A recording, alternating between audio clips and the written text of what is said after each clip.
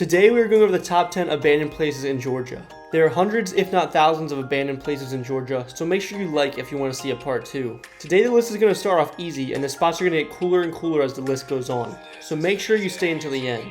I must say this for legal reasons, but I do not recommend going to any of these places. Trespassing is illegal and you're going to be punished to the full extent of the law. With that being said, the first spot on our list is New Manchester Manufacturing Company. Originally known as the Sweetwater Mill, the tall manufacturing building was created in 1849 after the land it sits on had changed hands a number of times in the preceding years. Made from materials that were created straight from the natural resources at hand, the mill used the rushing waters of Sweetwater Creek to power a cotton mill that supported an entire factory town. The raw product would eventually be turned into yarn that kept the whole enterprise afloat. However, by 1864, the Civil War was nearing its end, and the Confederate troops that had protected the area surrounding the mill were forced into retreat. When Union forces marched into the territory, they put the entire factory to flame. Once the war ended, the factory was all but forgotten. The crumbling brick walls left to fall apart. The Dungeness ruins of Cumberland Island. The once beautiful mansion is part of a historic district that was the home of several families significant in American history. James Oglethorpe first built on Cumberland Island in 1736, building a hunting lodge that he named Dungeness. Oglethorpe named the place after Dungeness on the south coast of England. Dungeness was next to the legacy of Revolutionary War hero Nathaniel Greene, who had acquired 11,000 acres of island land in exchange for bad debt. In 1803, his widow, Catherine Littlefield Greene, built a 4-story tabby mansion over a Timucuan shell mound. During the War of 1812, the island was occupied by the British, who used the house as a headquarters. In 1818, Henry Lee, during the Revolutionary War, and father of Robert E. Lee, stayed at the house until his death on March 25, 1818. The house was abandoned during the U.S. Civil War and burned in 1866. In the 1880s, the property was purchased by Thomas M. Carnegie, brother of Andrew Carnegie, who began to build a new mansion on the site. The 59-room Queen Anne-style mansion and grounds were completed after Carnegie's death in 1886. His wife Lucy continued to live at Dungeness and built other estates for her children. By this time, the Carnegies owned 90% of the island. The Carnegies moved out of Dungeness in 1925, and in 1959, the Dungeness mansion was destroyed by fire, alleged to be arson. Georgia Nuclear Aircraft Laboratory. Built in the wilds of Georgia's Dawson Forest in the early 1950s, the sprawling testing center was a joint effort between the Air Force and weapons manufacturer Lockheed. During its years in active use, the center would fire up its small nuclear reactor and irradiate various pieces of military equipment and the force itself and observe how they held up, all in an effort to see whether a nuclear-powered airplane was a feasible invention. According to reports, the reactor was unshielded, and the personnel would have to retreat to underground bunkers whenever it was turned on, and the residual radiation pollution caused the force to lose all of its leaves. The exact goings-on at the center are still top secret, but the facility was closed down and largely dismantled in 1971,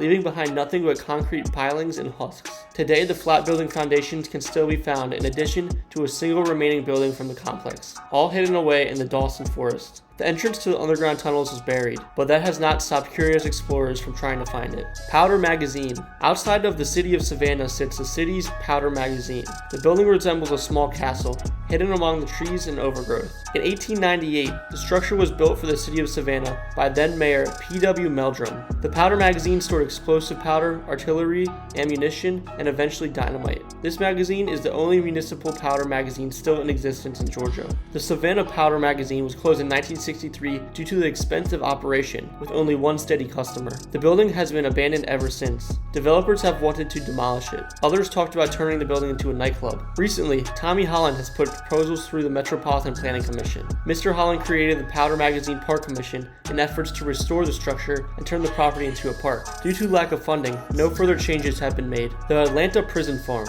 Sometimes firefighters decide a building just isn't worth it. Such was the case in October of 2009, when the roof caught fire at the Atlanta Prison Farm, a defunct prison said to have been in operation from 1945 to 1995. In the meantime, the site continues to sit unused, except by urban explorers, and occasionally the homeless. Middle Georgia Raceway. The Middle Georgia Raceway is an abandoned race car track near Byron, Georgia. From 1966 to 1971, the track hosted 9 NASCAR races, with winners including Richard Petty and Bobby Allison. In 1970, the Atlanta International Pop Festival was held in a field next to the track, featuring Jimi Hendrix and the Allman Brothers. Over 300,000 attended the concert. Byron's population was around 2,000 at the time. In later years, the track was used for special events, concerts, commercial and feature filming, and most recently as a Halloween attraction, but at the moment it is left sitting abandoned.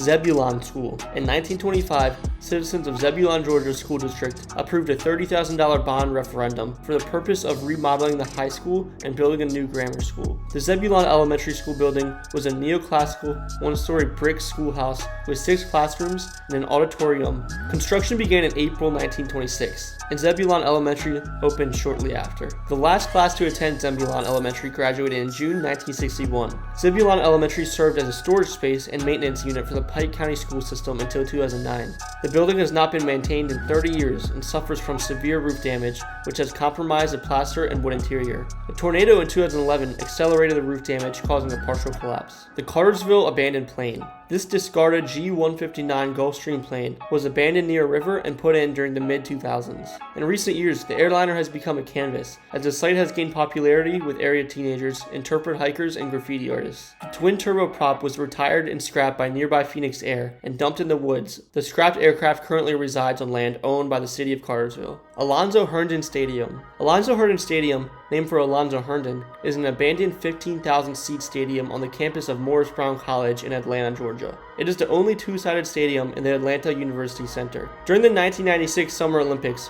Herndon Stadium hosted field hockey. It was also used as a stand-in for the demolished Fairfield Stadium in Huntington, West Virginia, during the filming of the 2006 movie We Are Marshall. The stadium was the home to the former Georgia Mustangs and the former Atlanta Beat Women's Soccer Club of the WUSA League.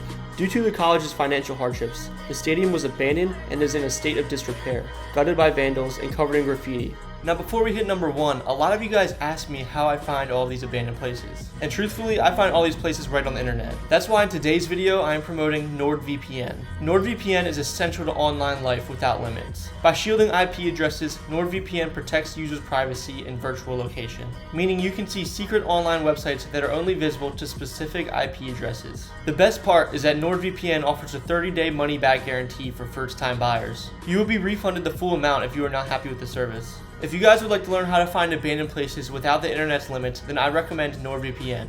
It will be the first link in the description. The Presidential Hotel. This hotel was built in 1973 and opened as the Presidential Hotel, given its name by the road it is located off of. This 88,000 square foot hotel features 234 rooms on 14 levels, conference rooms, retail space, and more. The hotel found itself being a great landmark to Atlanta once the construction of Spaghetti Junction was completed in 1987. Despite its great visibility from the interchange it sits near, one would have to drive a quarter-mile down Presidential Parkway in order to get to the actual building. There are no nearby entrances or exit ramps onto the freeway that sits nearby the building itself. Throughout the years, the hotel fell into different ownerships. In 1987, the Presidential Hotel fell into debt and closed its doors after 14 years of operation. The reason behind it was often said of the construction of Spaghetti Junction. At the time, caused too much traffic, which sparked a demise in business. Later, a lawsuit was against the then owner, Joe Wang, in 1987. The hotel was then shuttered afterwards for about 7 years until it was bought from the bank in 1995. Tenants on apartments always claimed that the apartment's advertisements online were photoshopped, and that they looked different in person. People also stated that the pests were out of control, rats roaming through the door, and the presence of mold. So guys, those are the top 10 abandoned places in Georgia. Make sure you guys like and subscribe if you want to see a part 2. But anyways, thank you guys so much for watching. Like and subscribe for more. Peace.